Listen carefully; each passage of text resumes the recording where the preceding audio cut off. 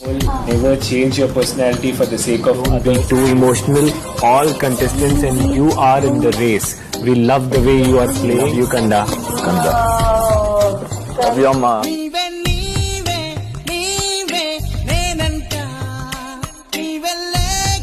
ಬೇರೆಯವ್ರಿಗೋಸ್ಕರ change ಮಾಡ್ಕೋಬೇಡ, emotional ಆಗಬೇಡ.